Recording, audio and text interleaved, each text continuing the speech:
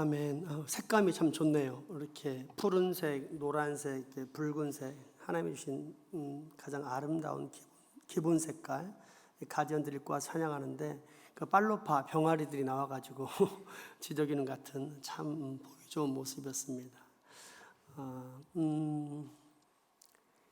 만약에 사람이 타락하지 않았다면 얼마나 대단한 존재인가. 이제 그것은 창세기에 아담이 동물의 이름을 짓는 것을 보면 됩니다. 이름을 짓다, 이것은 그 존재의 특징을 통찰한다, 이런 의미가 있습니다. 예를 들어서 여러분, 우리 기린을 봤는데 쥐라고 생각하면 이름을 지면 안 맞죠. 기린은 기린이라는 통찰이 있기 때문에 기린이라고 이름을 짓는 겁니다.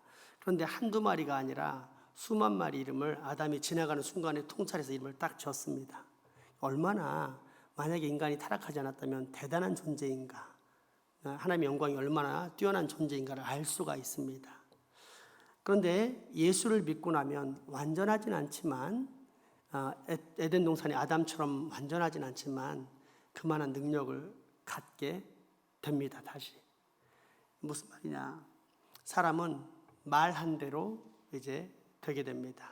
하나님의 관심이 없이 세상을 이야기하고 세상에 관심 많은 부모 밑에 자란 아이들은 그대로 세상 사람 됩니다. 왜 얘가 신앙이 이렇게 없어졌을까? 다른 사람이 아니라 내 탓입니다. 내가 하나님보다 세상에 관심이 많았기 때문에 우리 애들은 세상 사람이 된 것입니다. 그런데 이렇게 하나님에 대해 관심을 갖고 하나님의 비전이 나의 꿈이 되고 예수님의 인격이 나의 인격이 되고 성령님의 권능이 나의 능력이 되길 소망한다라고 말한 아이는 딱 그렇게 됩니다. 그게 부모의 역할이고, 그런 부모를 가진 우리 아이들은 희망이 있습니다. 그런 희망을 다시금 보게 한 우리 귀한 어린이들에게 큰 위로와 축복의 박수 보내겠습니다.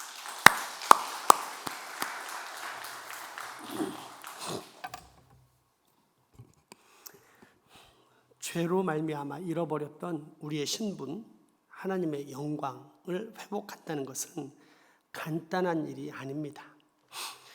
물론 구원의 도리가 복잡해야 한다는 것은 아니지만, 그렇다고 해서 교회만 다니면 다 해결되는 것처럼 간단히 아무렇게나 생각해서는 안 됩니다. 구원이 얼마나 놀랍고 힘들고 값진 것인지를 꼭 알아야 합니다. 그래야만 우리가 받은 그 놀라운 구원의 은혜를 가벼이 여기지 않을 수 있기 때문입니다. 먼저 지난 시간의 내용을 요약해서 살펴보자면 다음과 같습니다. 읽어주시죠. 하나님은 공의로우시다. 그러므로 죄에 대해 심판을 요구하신다. 그런데 인간은 죄를 지었으므로 죄에 대한 마땅한 심판인 죽음, 곧 영원한 형벌을 맞이하게 되었다. 이것은 인간 스스로는 도저히 청산할 수 없는 죄의 값이다. 또한 다른 어떤 피조물도 도저히 해결할 수 없는 죄의 값이다. 그러므로 우리에게는 자격 있는 중개인, 곧 죄인인 우리의 죄값을 대신 치러줄 수 있는 의인이면서 또한 우리의 영원한 형벌까지도 해결해 줄 수 있는 영원히 존재하시는 분이 필요하다. 그가 누구이며 어떤 일을 하셨는가? 성육신하시어 이 땅에 내려오시고 십자가에 달려 죽으시고 부활하시고 승천하사 이제는 성부 하나님 우편에 앉아 지금도 우리의 구원을 위해 간구하고 계신 성자 예수 그리스도이시다. 우리는 바로 이 중보자가 필요한데, 이 중보자는 하나님과 우리 사이의 중개자요, 동시에 우리 편에 서서 우리를 변호하시는 변호자이시다. 아멘. 이것이 우리가 구원에 대하여 기본적으로 알아야 하는 내용입니다. 그중 구원의 핵심, 권세 있는 중보자인 예수님에 관한 성경 구절을 살펴보겠습니다. 누가복음 22장과 로마서 8장 말씀입니다. 그러나 이제부터는 인자가 하나님의 권능의 우편에 앉아 있으리라 하시니 누가 능히 하나님께서 택하신 자들을 고발하리요 의롭다 하시니는 하나님이시니 누가 정죄하리요 죽으실 뿐 아니라 다시 살아나시니는 그리스도 예수시니 그는 하나님 우편에 계신 자요 우리를 위하여 간구하시는 자시니라. 아멘. 그러므로 만약 우리가 구원에 대해 진지하게 생각해 보려고 한다면 우리는 중보자 예수 그리스도를 반드시 알아야만 합니다. 아무런 내용도 모르고 진지한 영접도 없이 그저 예수 믿으면 구원받는다라는 문장만 붙잡고 사는 값싼 은혜에 취하여 살다가는 멸망에 이를 수밖에 없기 때문입니다. 대신 제대로 된 은혜, 값비싼 은혜를 반드시 알고 믿어야만 하는데 이 은혜의 핵심이 바로 중보자 예수 그리스도입니다. 중보자라는 말은 헬라어로 메스테스인데 중앙이라는 말에서 유래되어 중개자 또는 중재자라는 뜻을 지닙니다. 그런데 성경에서 이 말은 매우 독특한 방식으로 사용되어 대부분 하나님과 사람 사이의 중재 역할이라는 의미로 표현됩니다. 신약 성경에서 대표적인 용례를 두 군데 정도 들 수 있는데 먼저 오늘 본문 말씀인 디모데전서 2장 5절 말씀입니다. 하나님은 한 분이시요 또 하나님과 사람 사이의 중보자도 한 분이시니 곧 사람이신 그리스도 예수라. 아멘. 그리고 옛 언약과 새 언약 곧 구약과 신약의 근원적 중보자이신 예수님에 관해 자세히 설명하고 있는 히브리서 9장 7절에서 15절까지의 말씀입니다. 이때 옛 언약의 중보자는 대제사장으로 나오고 그 대제사장이 신약에서 완성된 분이 예수 그리스도로 나옵니다. 기억하시고 한번 읽어봅시다. 오직 둘째 장막은 대제사장이 홀로 1년에 한 번 들어가되 자기와 백성의 허물을 위하여 드리는 피 없이는 아니하나니 성령이 이로써 보이신 것은 첫 장막이 서 있을 동안에는 성소에 들어가는 길이 아직 나타나지 아니한 것이라. 이 장막은 현재까지의 비유니 이에 따라 드리는 예물과 제사는 섬기는 자를 그 양심상 온전하게 할 수 없나니 이런 것은 먹고 마시는 것과 여러 가지 씻는 것과 함께 육체의 예법일 뿐이며 개혁할 때까지 맡겨둔 것이니라. 그리스도께서는 장래 좋은 일의 대제사장으로 오사 손으로 짓지 아니한 것 곧 이 창조에 속하지 아니한 더 크고 온전한 장막으로 말미암아 염소와 송아지의 피로 하지 아니하고 오직 자기의 피로 영원한 속죄를 이루사 단번에 성소에 들어가셨느니라. 염소와 황소의 피와 및 암송아지의 죄를 부정한 자에게 뿌려 그 육체를 정결하게 하여 거룩하게 하거든 하물며 영원하신 성령으로 말미암아 흠없는 자기를 하나님께 드린 그리스도의 피가 어찌 너희 양심을 죽은 행실에서 깨끗하게 하고 살아계신 하나님을 섬기지 못하겠느냐.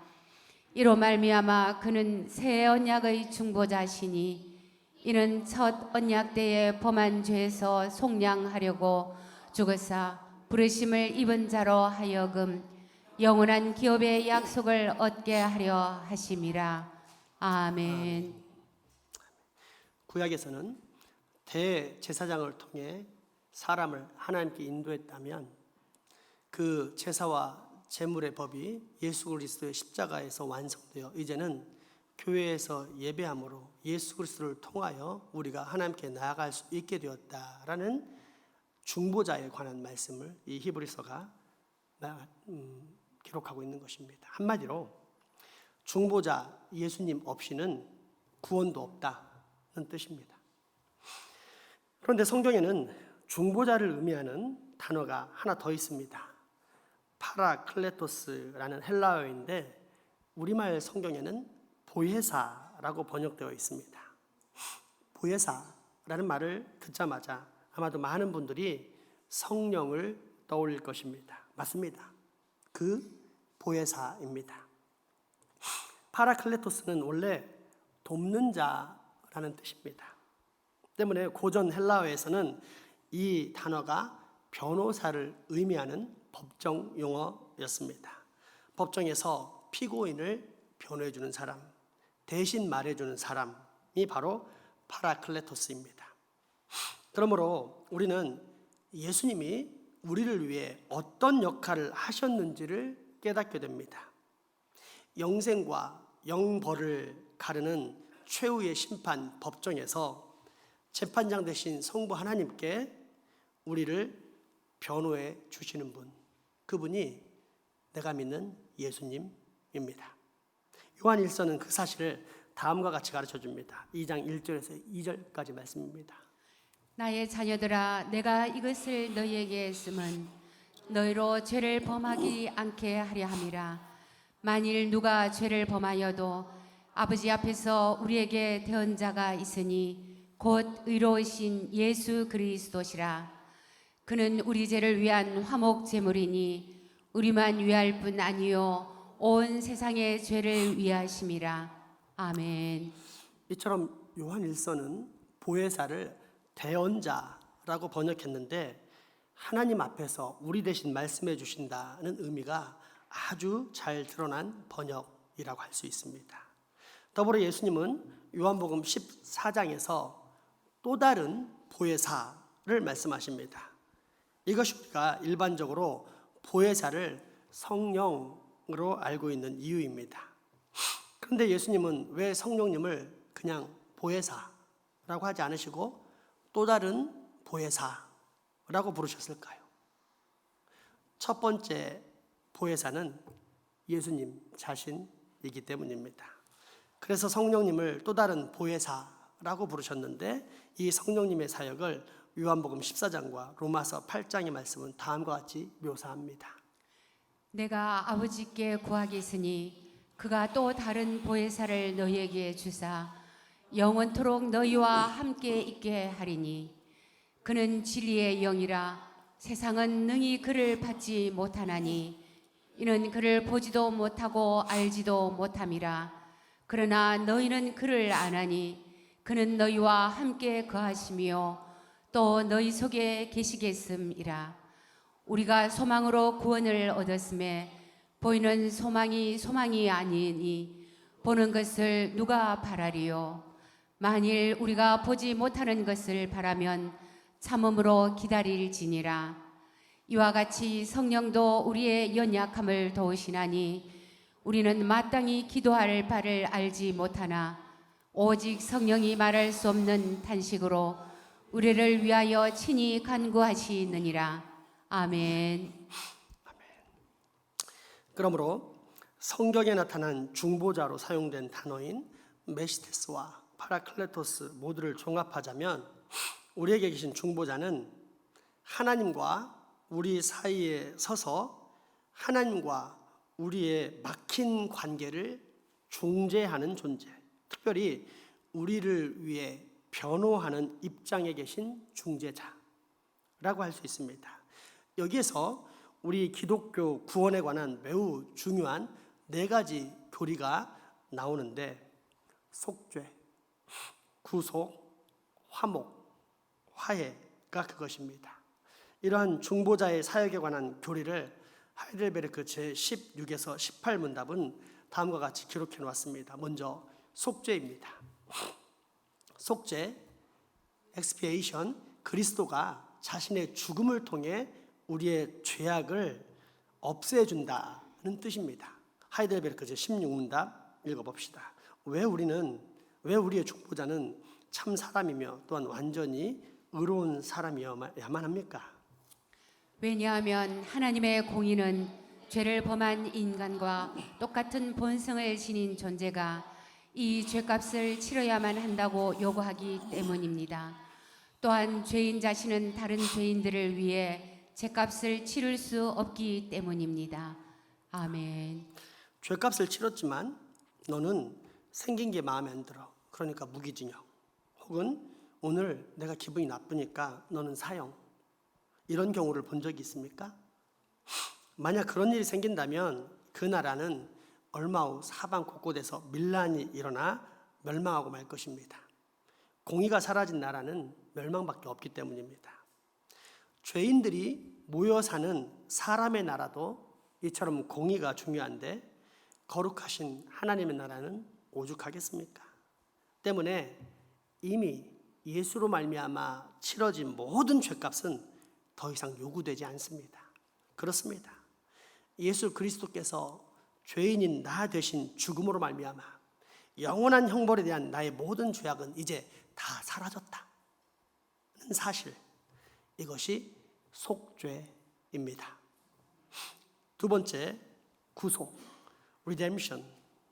구속이란 그리스도가 자신의 죽음을 통해 우리를 율법의 저주와 죄의 형벌과 권세로부터 해방시켜준다는 것으로 제18문답에 나와 있습니다. 그렇다면 참 하나님이시며 또한 참 사람이신 그 중보자는 누구입니까? 우리의 주님이신 예수 그리스도이십니다. 우리를 완전하게 구원하시려고 또한 하나님 앞에서 우리를 의롭게 만드시려고 그리스도는 우리에게 주어졌습니다. 아멘. 율법의 저주와 죄의 형벌과 권세로부터 해방되었는데 여전히 하나님을 모를 뿐 아니라 알고 싶어 하지도 않고 무엇보다도 하는 짓마다 다 죄다? 그렇다면 둘 중에 하나입니다. 예수님의 십자가 대속의 죽음이 효력이 없거나 또는 그 사람이 온전히 예수님을 구주로 모신 것이 아닌 예수 믿으면 구원받는다라는 문장만 믿는 사람인 경우입니다. 그러나 우리 대신 십자가에서 죽으신 예수님의 대속의 죽음은 엄청난 능력이 있습니다. 그래서 누구든지 예수님을 구주로 믿기만 하면 그 사람을 얽매고 있는 강력한 모든 죄사슬은 다 파쇄되고 그러므로 말미암아 율법의 저주와 죄의 형벌은 더 이상 내게 소유권을 행사하지 못합니다. 더 이상 주인 노릇을 하지 못합니다. 이것이 구속입니다. 셋째, 화목, reconciliation. 화목은 그리스도가 자신의 죽음을 통해 우리와 하나님과의 관계를 회복시켜 주는 것을 가리키는데 역시 제18문답에 나와 있습니다. 그렇다면 참 하나님이시며 또한 참 사람이신 그 중보자는 누구입니까? 우리의 주님이신 예수 그리스도이십니다. 우리를 완전하게 구원하시려고 또한 하나님 앞에서 우리를 의롭게 만드시려고 그리스도는 우리에게 주어졌습니다.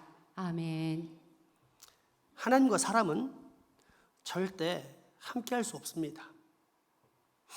거룩하신 하나님은 죄인인 사람에 대해 진노하시는 태양 불과 같고 죄인은 거룩하신 하나님에 대해 소멸되는 밀랍인형 같은 존재이기 때문입니다.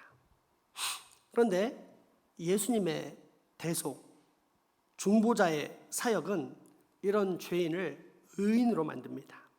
사람이 다시 하나님과 함께할 수 있는 길이 열린 것입니다.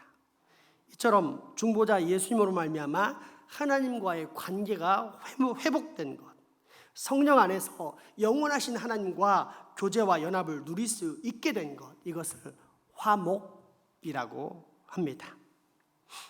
마지막 네 번째 화해, propitiation이란 그리스도가 자신의 죽음을 통해 하나님의 진노를 진정시킨다는 것을 말합니다. 하이델베르크 제17문답입니다. 왜 중보자는 동시에 참 하나님이셔야만 합니까? 중보자는 자기의 신성의 능력으로 하나님의 진노의 무거운 짐을 자신의 인생에 짊어지고 또한 우리를 위해 의와 생명을 얻어 우리에게 돌려주어야 하기 때문입니다. 아멘. 이해를 돕기 위해 부득불 과거의 예를 들겠습니다. 지금은 가정폭력이라 해서 함부로 자식들을 때릴 수 없지만 불과 한 세대인 30년 전만 해도 우리나라에서는 교육을 위해 아버지가 아들을 때리는 것이 아무렇지 않았을 뿐더러 당연시 여겨졌습니다. 무엇보다 주변 사람들로부터 손가락질을 받을 만큼 부끄러운 행동을 했다면 아버지께로부터 엄청난 매를 맞아야만 했습니다.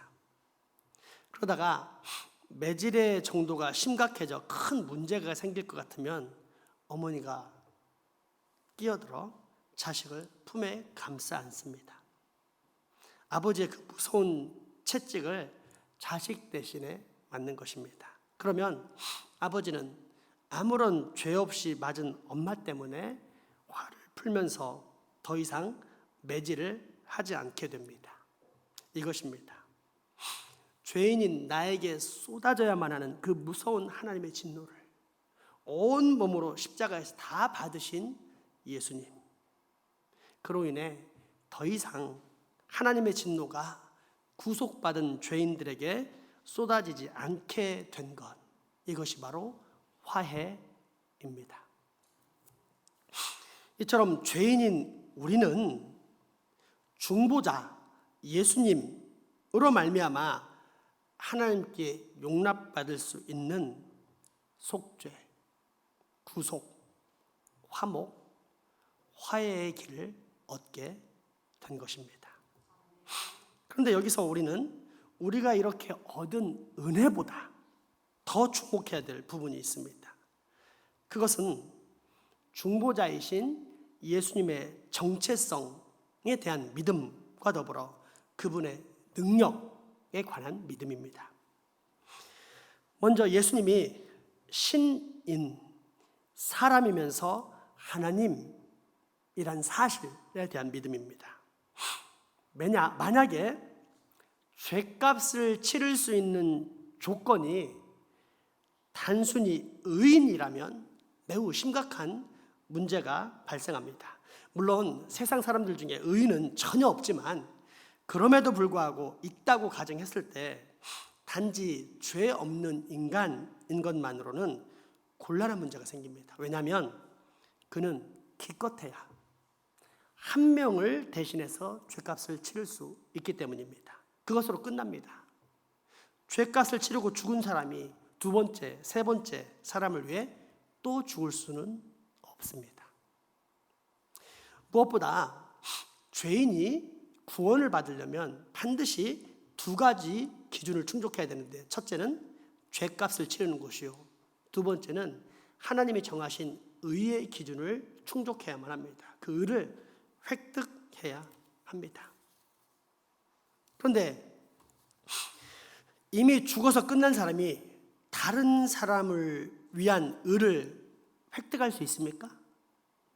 다시 말해, 누군가가 의와 생명을 획득해서 죄인인 다른 사람에게 돌려주고자 한다면 그는 특별한 사람이어야만 한다는 것입니다. 죽은 사람들 가운데서 다시 살아날 수 있고 또 자기 목숨을 스스로 다시 얻을 수 있는 초월적인 능력을 가진 존재이어야만 합니다. 이 세상 사람 중에 그런 사람이 있을까요? 불가능합니다. 그러나 하나님은 가능합니다. 예수님께서는 그 사실을 다음과 같이 선포하십니다. 요한복음 10장의 말씀입니다. 내가 내 목숨을 버리는 것은 그것을 내가 다시 얻기 위함이니 이로 말미암아 아버지께서 나를 사랑하시느니라. 이를 내게서 빼앗는 자가 있는 것이 아니라 내가 스스로 버리노라. 나는 버릴 권세도 있고 다시 얻을 권세도 있으니 이 계명은 내 아버지에게서 받았노라 하시니라. 아멘. 중보자이신 예수님이 의인, 즉 단순한 사람이라는 뜻입니까? 아니면 신, 곧 살아계신 하나님이라는 뜻입니까? 때문에 하이델베르크 요리문답 제17문답은 우리에게 구원의 능력을 주시는 중보자, 의와 생명을 하나님께로부터 획득하여 우리로 하여금 소유하게 만들 수 있는 능력을 주시는 예수님에 대해서 이렇게 밝혀주고 있습니다. 왜 중보자는 동시에 참 하나님이셔야만 합니까? 중보자는 자기의 신성의 능력으로 하나님의 진노의 무거운 짐을 자신의 인성에 짊어지고 또한 우리를 위해 의와 생명을 얻어 우리에게 돌려주어야 하기 때문입니다. 아멘. 우리가 바로 이 중보자, 사람이자 하나님이신 예수 그리스도를 믿는 것, 그것이 바로 구원의 시작입니다. 예수님을 하나님으로만 믿고 사람이 아니다라고 믿는 사람은 구원 못 받습니다. 확실합니다. 반대로 예수님을 사람으로만 믿는 사람 역시 구원을 못 받습니다. 혹 이 세상에서 태어난 사람 중 역사상 가장 훌륭한 인물이라는 최고의 평가를 내리며 깊이 존경한다 하더라도 여전히 예수님을 사람으로만 믿는 사람은 절대 구원받지 못합니다. 왜요? 성경, 하나님의 말씀은 우리의 구원을 위한 중보자 되신 예수님을 인자, 곧 사람이자 하나님이라고 명확하게 선포하시기 때문입니다. 또한 예수님께서 하신 모든 사역을 있는 그대로 믿고 받아들이는 것이 구원의 완성입니다. 예수님께서 십자가에서 죽으신 대속의 죽음이 내게 완전한 속죄, 구속, 화목, 화해를 이룬다는 사실을 반드시 믿어야 합니다. 그래서 나의 느낌이나 생각, 확신 또는 세상 철학이나 심리학이 주는 신중함을 따라 겸손한 듯한 태도를 취하는 모습, 그러나 사실은 사탄의 교묘한 충동에 빠져 하나님을 배격하는 이러한 태도는 불신이기에 모두 다 내던져버려야 합니다. 왜요?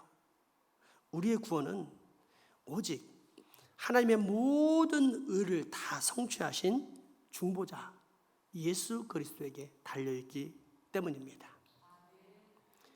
이 중보자 예수님을 여러분은 분명히 알고 있습니까? 이 중보자 예수님의 능력을 여러분은 분명히 믿고 있습니까? 이 중보자 예수님을 여러분은 분명히 구주, 나의 구원자이자 내 모든 언행 심사의 주인이라는 사실을